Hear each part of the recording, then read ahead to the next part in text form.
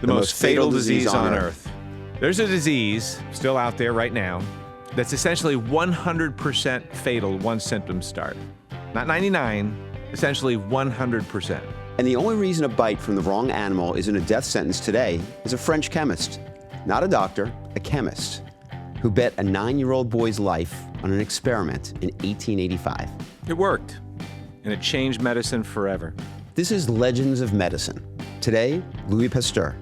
Welcome to Vital Discourse. I'm Dr. Ben Cilento. And I'm Dr. Lee Mandel. 2 surgeons, 1 microphone budget. And today we're launching something we've been excited about for months. It's a new series called Legends of Medicine. These are people who changed our lives through medical innovation.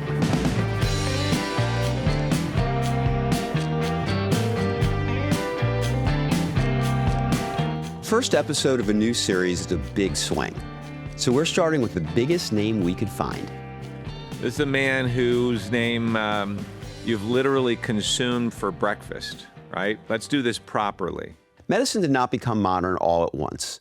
The vaccines, the surgical practices, the public health measures we take for granted, every one of them was built through discoveries that changed what human beings believed about the body and disease.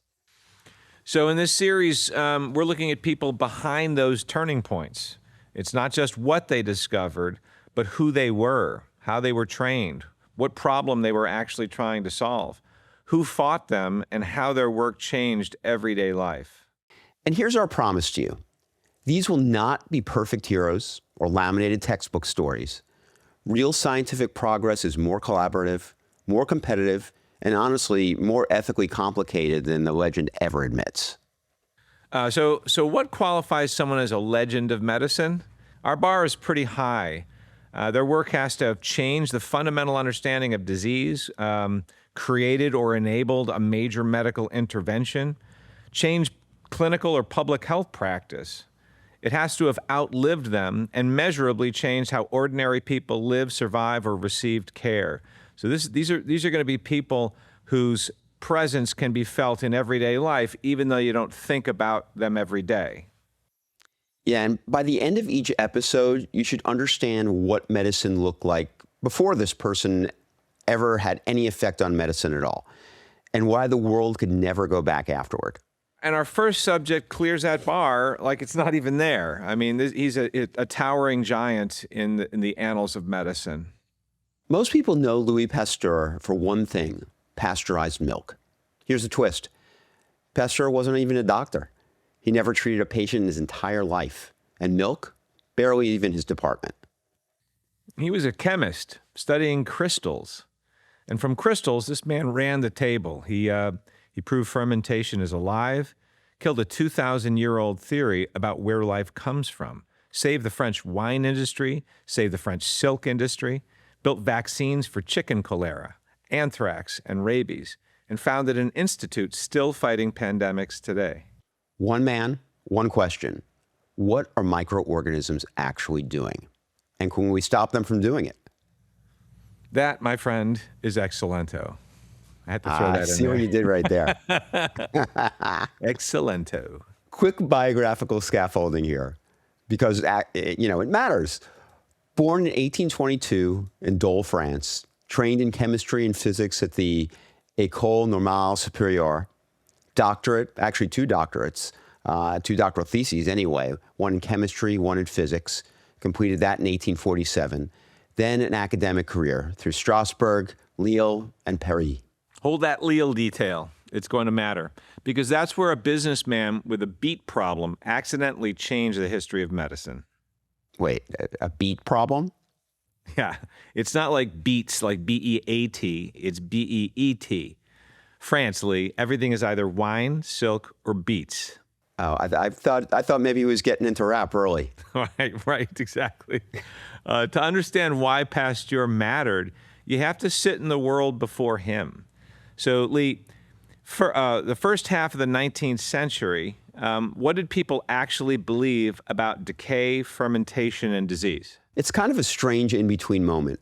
Microorganisms hadn't been really seen. Leeuwenhoek was looking at this little animals theory through microscopes back in the 1600s, but nobody really knew what they all did. They were kind of curiosities, pond water trivia, if you will. So the big beliefs of the day. Fermentation, mostly explained as pure chemical decomposition, a substance falling apart on its own. Disease, caused by bad air, miasma, constitutional weakness, environmental vapors. And here's the big one. Many serious scientists still believed in spontaneous generation, the idea that microscopic life just appeared out of nothing. So meat left out grows maggots. Therefore, meat makes maggots. That's how they did it. Yeah, would make sense back then, right? That was genuinely the reasoning for centuries. Aristotle even approved. How do you fight an enemy you can't see? Think about what medicine looks like when this is your worldview. A surgeon in 1840 operates in a coat stiff with the blood of previous patients. It's like when I was doing Taekwondo, the story about the black belt. Black belts came because you'd trained so long, your white belt that holds your coat closed is just filthy because you don't wash it. A surgeon's coat in 1840 was the same way. And that coat is a badge of experience. Mothers are dying of childbed fever in the exact hospitals meant to protect them. Whole cities blame cholera on the smell of the air. Here's the question nobody could answer. How do you prove that something invisible is changing the world around you? That's not a medical problem. That's a proof problem, which might be why the person who cracked it wasn't a doctor. And one thing our listeners should hold on to all episode long. Pasteur did not invent every piece of this. Redi, Spallanzani, Bassi, Schwann. People had been shipping at spontaneous generation, connecting living agents to disease for a long time. Right. I mean, Pasteur's genius wasn't building experiments so persuasive and a research program so productive that the world couldn't look away. He didn't fire the first shot, but he did win the war. That's the version of history nobody teaches you, right? And it's the one that actually explains how science really works. So Ben, Pasteur becomes arguably the most influential figure in the history of medicine. And his training is crystals. Crystals, yeah. Right? Walk me through how that's not a bug, but a feature.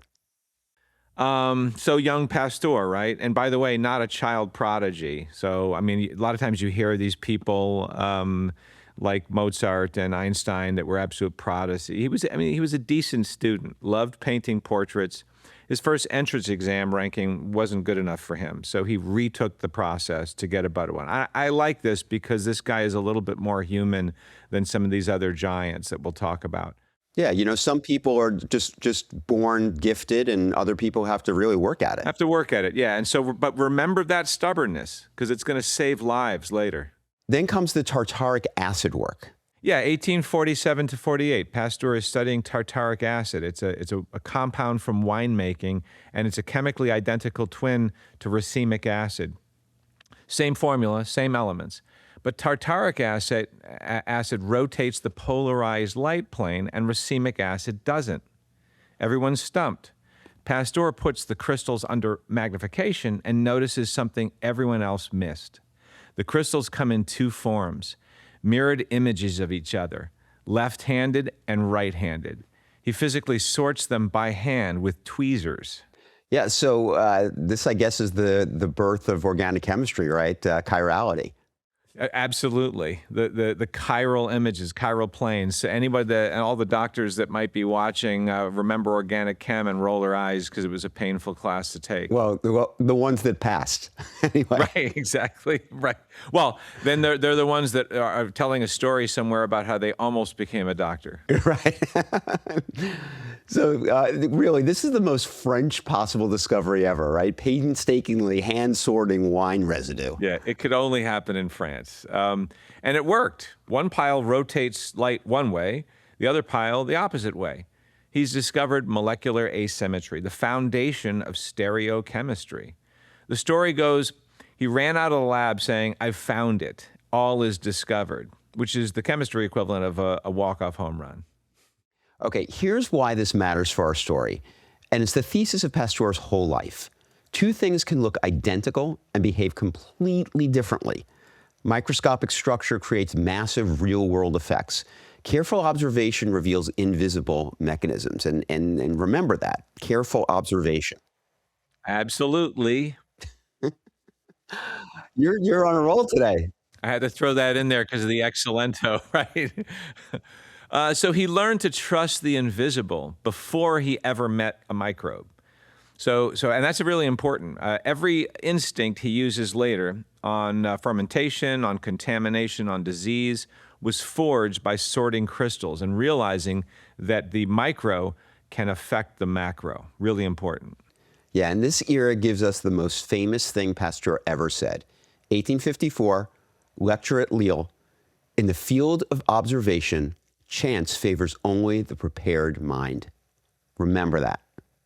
People quote that it's about luck. It's not. That statement's not about luck. It's about repetition. It's about stubbornness. The greatest predictor of success in sociology is diligence.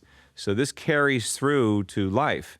Pasteur noticed the mirror image crystals because he'd spent years training his eye to notice.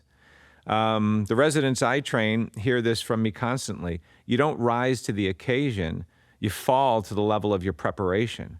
Luck is just preparation getting recognized in public. Exactly. You know, the 10,000 hours theory, right? Right, yeah. If you read Malcolm Gladwell at all, a lot of his books deal with this. Thin slicing. You know, the woman who recognized at the Getty that statue that they'd been working on for 2 years wasn't 2,000 years old. They did tests for 2 years to figure out whether this statue was a fake. They determined it wasn't a fake. This expert walked in and immediately said, "That's a fake." And it turned out that it was a very elaborate hoax. She thin sliced it because of massive preparation of years in her life spent working on this exact thing. And she just she got an intuition from years of work. And how does this apply to Pasteur? Every overnight breakthrough in this man's life took a decade of looking. Okay, 1854. Pasteur becomes dean of the new science faculty at Lille, an industrial town. And a local industrialist comes to him with a crisis. His beet alcohol fermentation keeps going sour.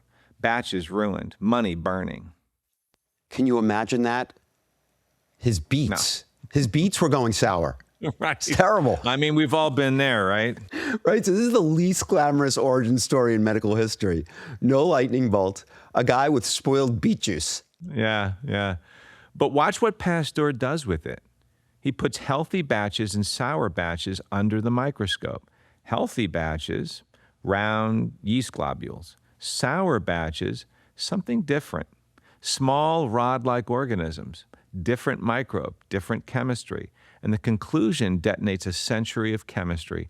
Fermentation isn't decomposition, it's biology. Something alive is doing this. Which sounds obvious now, but the chemical establishment, giants like Liebig, treated fermentation as pure chemical breakdown.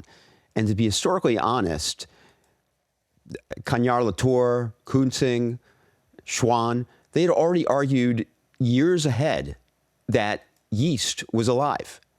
Pasteur kind of systematized it. He proved it at industrial scale, and he championed it relentlessly.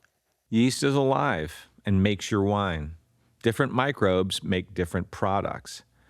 Unwanted microbes are what spoil the batch, and therefore, this is the leap now, control the microbes, control the outcome. Which brings us to the word on the milk carton. Fun fact that will win you any trivia night. Pasteurization was not invented for milk. Pasteur developed it for wine. Of course, he's French. French wine was spoiling in barrels and on ships, and this was a national economic emergency. Napoleon III got involved. Pasteur showed that gently heating wine, well below boiling, killed the spoilage organisms without wrecking the product. Wine first, of course, because they're French. Beer second. Milk came later, adapted by others. So no, Pasteur didn't set out to protect your kid's cereal. He set out to protect France's wine exports. And in so doing, accidentally created one of the greatest public health inventions of all time.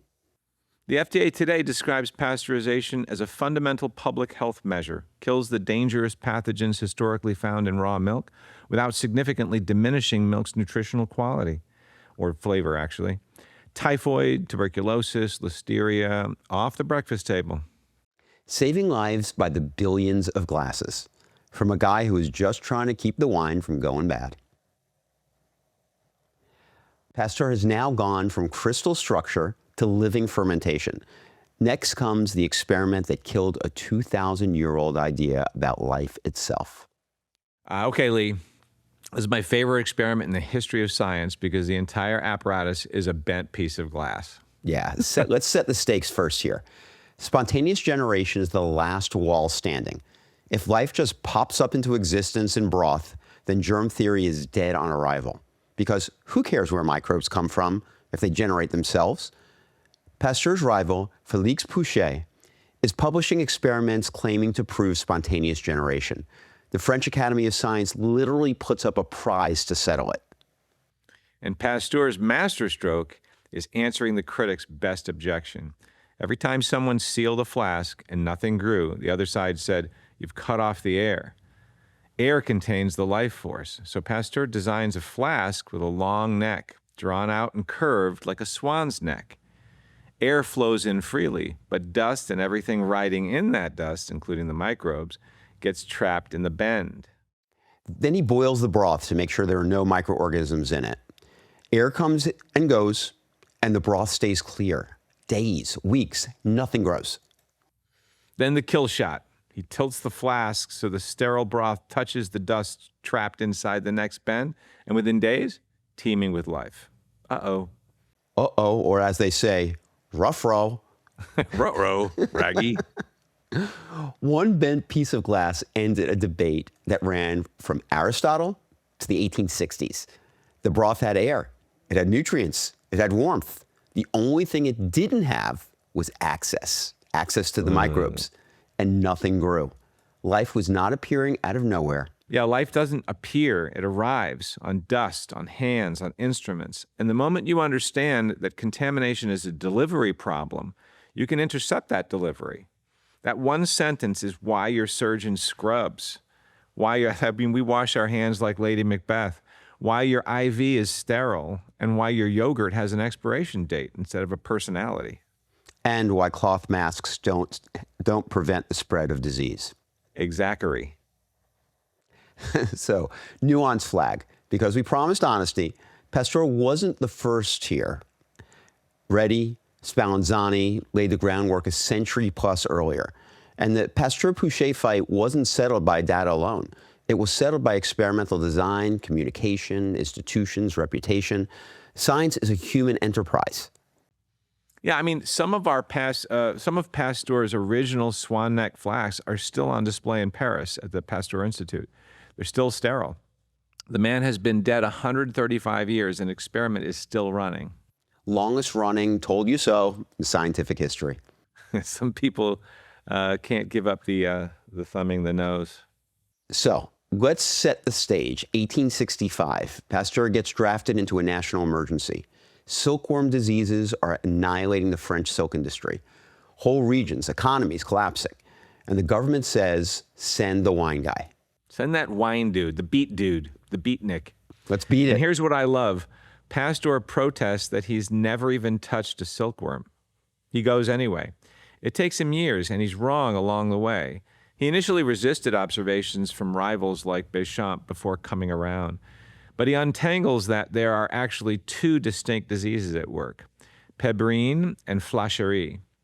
Then he builds a practical system, microscopic screening of moths and eggs. Select only clean breeding stock. Break the chain of transmission. It's all about the train. And zoom out at what's just got proven.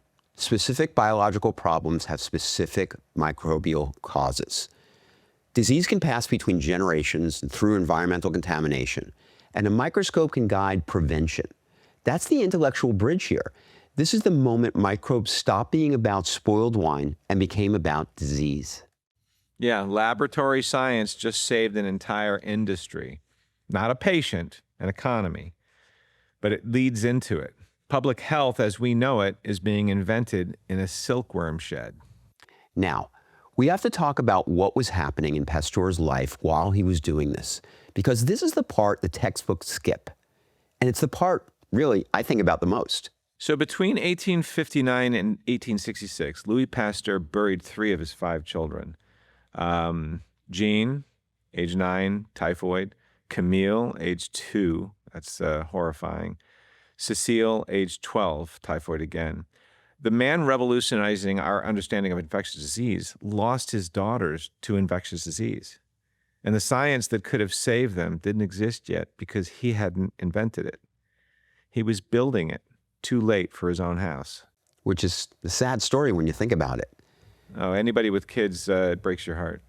And this is, can you imagine? I mean, we're ENT physicians and facial plastic surgeons, and could you imagine if a family member succumbed to something that we should be able to fix, but the science just hadn't gotten there yet? Oh yeah, it's devastating. You can't even think about it. Then in 1868, in the middle of the silkworm work, Pasteur has a stroke. He's 45. It leaves the left side of his body partially paralyzed permanently. And here's what he does. He goes back to work.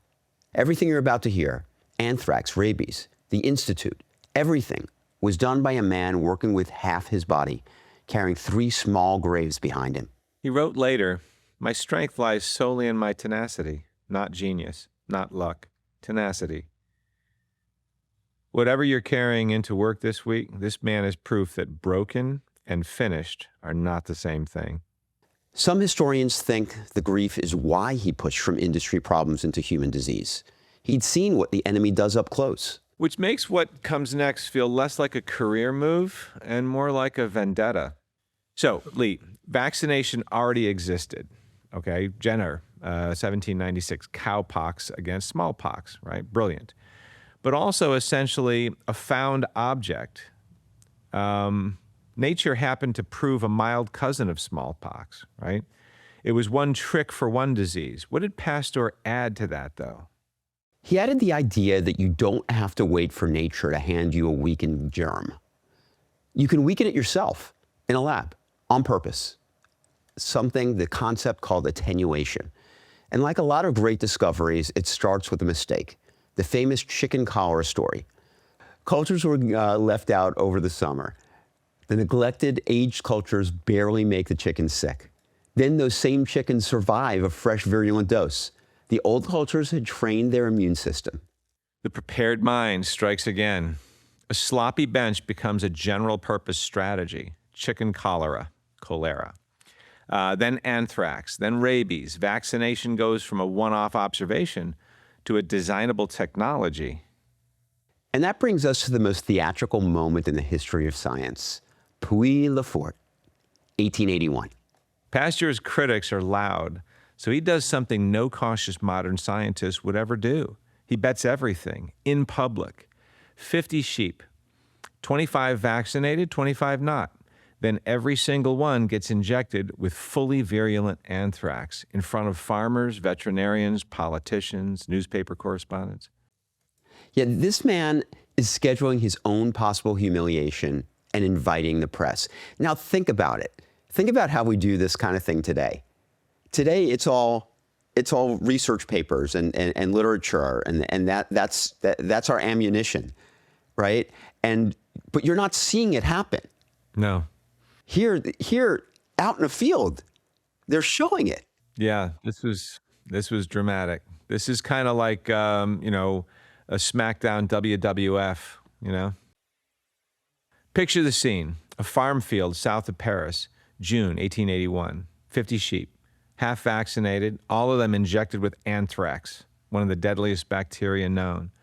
Reporters filing daily updates like it's a title fight. 2 days later, the crowd comes back. Every unvaccinated sheep, dead or dying. Every vaccinated sheep, grazing, standing there, chewing, unbothered. The most casual told you so in scientific history. Immunity had just been engineered in public on schedule. The crowd goes wild and vaccination becomes front page fact. Absolutely legendary. Absolutely. Absolutely. Absolutely. Absolutely. Our colleague Dan would be proud of us. Right, right. And now the complication. because we promised you no polished statues. Pasteur told the world he'd attenuated that vaccine with oxygen exposure, his signature method. His own lab notebooks, examined much later, suggest the vaccine used at Puy-le-Fort was likely chemically inactivated, a method closer to the work of a veterinarian named Henri Toussaint, a rival whose contribution got steamrolled by the legend. Dude, it's petty rivalries can do weird stuff even to sort of great men. So the demonstration was real, the sheep lived, the science was sound, but the story Pasteur told about it wasn't the whole truth. He won the moment and shaded the credit. Kind of crappy. Keep that in mind as we head into the most famous and most ethically loaded night of his life. So now we're going to talk about rabies. Let's establish why this disease held such terror. Ben, give us the numbers. Yeah, rabies is, for practical purposes, 100% fatal once neurological symptoms begin. Then and now. Nothing's changed. The virus travels up the nerves towards the brain, slowly. Weeks, sometimes months, which sound merciful and is actually the horror. A bite victim in the 1880s just waited to find out if they would die in one of the worst deaths imaginable. But that slow incubation is also the opening. Pasteur's team, and we should name Emile Roux, this was profoundly collaborative, developed a method using spinal cord tissue from infected rabbits, dried for different lengths of time. The longer it dried, the weaker the virus. Line the preparations up, oldest to freshest, and you have a ladder, a training program for the immune system, racing the virus to the brain. It works in dogs, and then the decision arrives at his door in human form. July 6, 1885, picture it. 9-year-old Joseph Meister, mauled by a rabid dog, 14 bite wounds. His mother begs Pasteur, and remember, Pasteur is not a physician, so physicians Granchet and Vulpian examine the boy and administer the injections for him. The judgment call? The bites are so severe, death is near certain. The untested treatment is the only card in the deck. Roughly 10 days, a series of inoculations.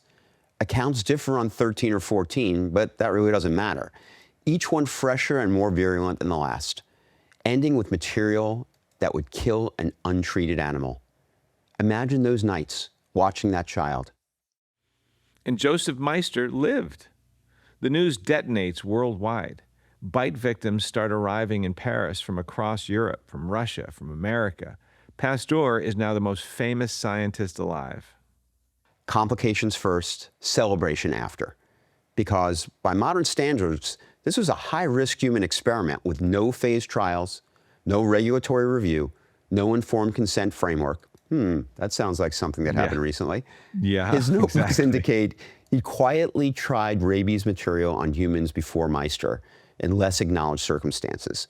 And he'd once written to the Emperor of Brazil proposing experimental rabies treatment on condemned prisoners in exchange for freedom. Which is a genuinely chilling document. The 1880s were ethically a different planet, and the entire apparatus of modern research ethics, IRBs, consent, clinical trial phases, existed partly because medicine learned it couldn't run on one brilliant man's nerve.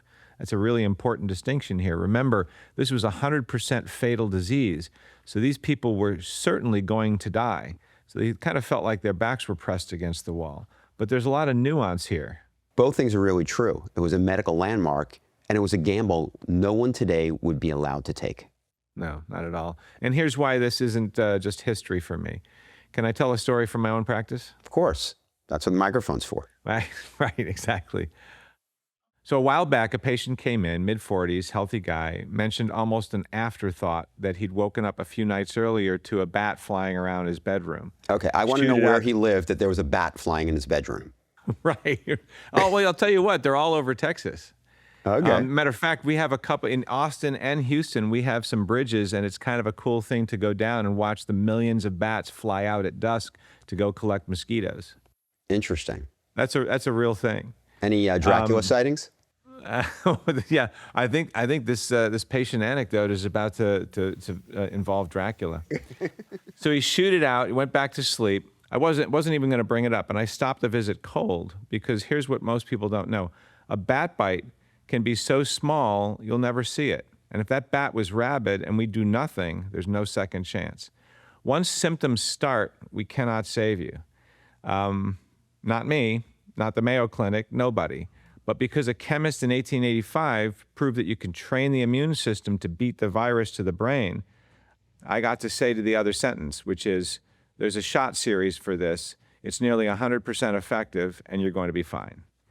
He got his post-exposure series and went home to his kids.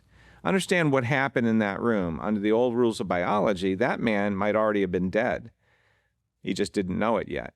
140 years ago, a 9-year-old boy took an experimental injection ladder in Paris. And because he lived, my patient walked out of my office with a sore arm instead of a death sentence. That's not a history lesson. That's Tuesday in my clinic.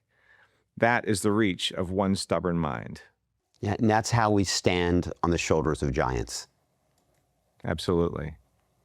And the sobering coda here, rabies still kills an estimated 59,000 people a year, mostly in Africa and Asia, mostly people without access to the vaccine. Pasteur's breakthrough is 140 years old, and delivery is still the unfinished work. The science is solved. The equity isn't.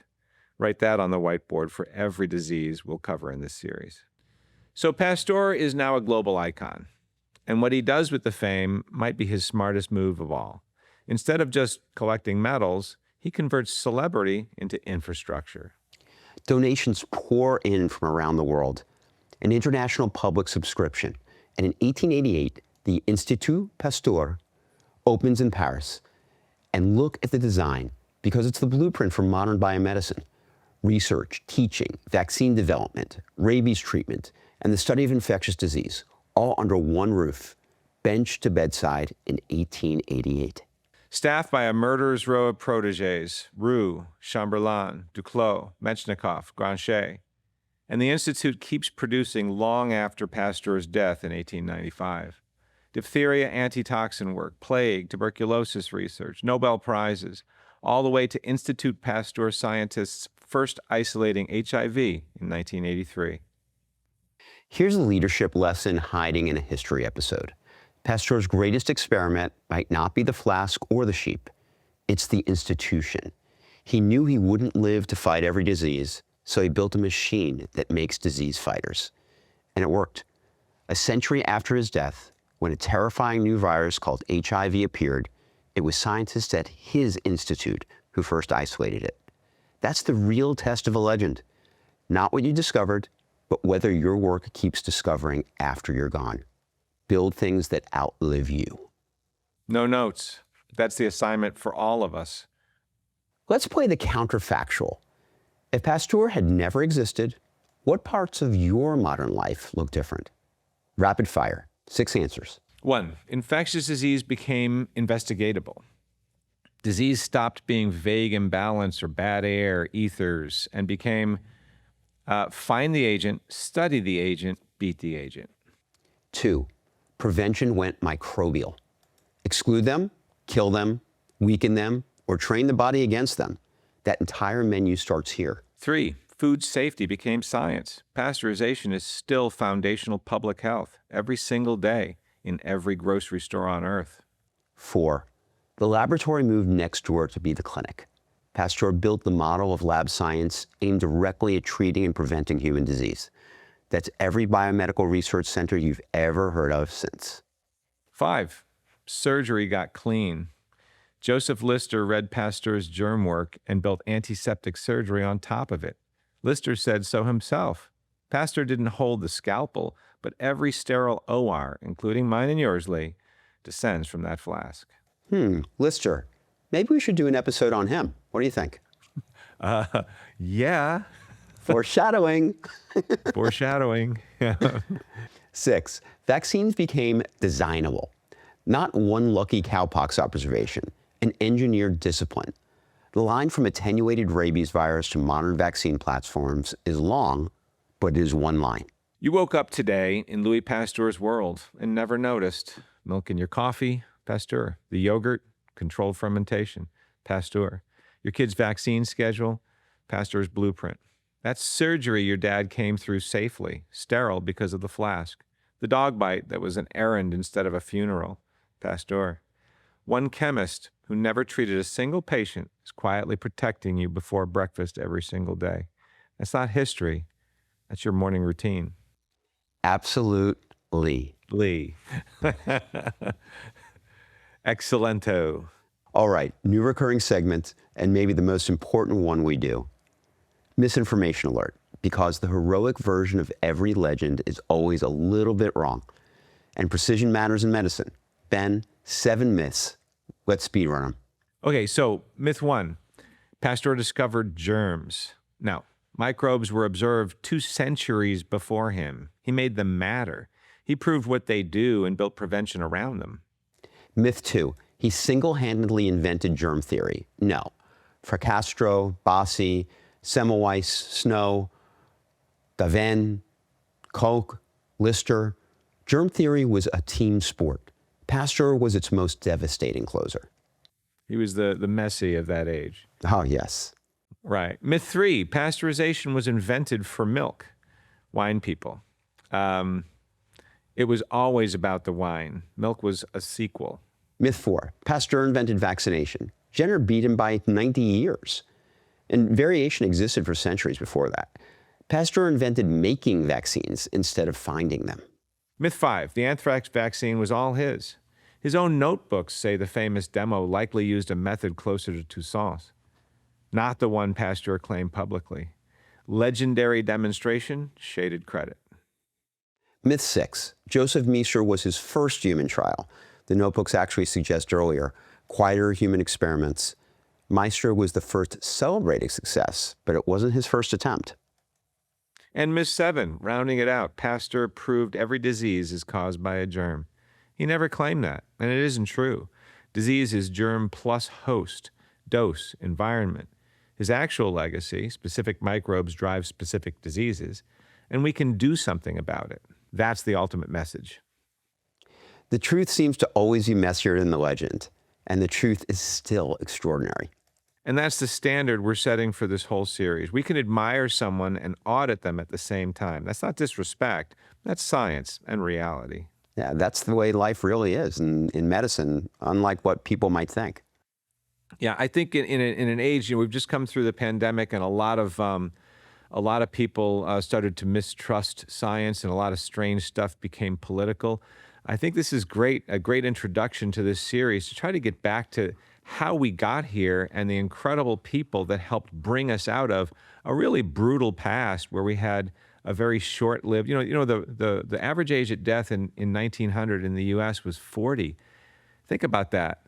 I mean, it's 76 to 82 today between men and women, and we owe that to partially people like Pasteur. So it's good to get back to a little bit of trust and remember where we came from. And unlike what some people say on TV, science is not absolute. There is no one person, there is no one scientist that defines what science is and what science is not. Correct. No one person is science or represents science. Science is a process of how we look at the world to try to figure out what's actually happening versus what we think is happening. So, Louis Pasteur, a life that began with hand-sorted crystals and ended with a global institute devoted to infectious disease. Along the way, fermentation is biological. Contamination arrives. It doesn't appear. Heat protects food. Microbes cause disease, and microbes can be tamed to prevent it. And the man himself, not a flawless statue. Ambitious, competitive, more certain in public than his notebooks justified in private. Carried by collaborators, physicians, veterinarians, rivals, and predecessors, whom the legend conveniently forgets. He also buried 3 children, worked half paralyzed for 27 years, and simply refused to stop. One last story, and I really think it's the right one to end on. Joseph Meister, the 9-year-old from the rabies gamble, grew up and spent decades as the gatekeeper of the Institut Pasteur. The boy Pasteur saved guarded his crypt. Now, the famous version of his death in 1940, that he chose to die rather than let invading soldiers open Pasteur's tomb. Historians will tell you is more legend than record, and after today's episode, you know exactly how to hold a story like that. But the documented part is remarkable enough. He gave his life to the doorstep of the man who gave him his life back. Every pasteurized carton, every cultured lab plate, every prevented infection, every vaccine teaching an immune system to recognize its enemy. We're living in a world Pasteur helped make possible. He looked at an invisible enemy that had hunted humanity since the beginning and made it visible, beatable, preventable. Excellento. Keep going. I know. That's our first legend of medicine. If this episode taught you something, share it with someone who still thinks pasteurization was invented for milk. You now legally outrank them at trivia. Subscribe wherever you get your podcasts, like this episode, and find our clips on all the short-form platforms. Next time on Legends of Medicine, Joseph Lister. I'm Dr. Ben Cilento. And I'm Dr. Lee Mandel. This has been Vital Discourse. Wash your hands, everybody, and thank a chemist.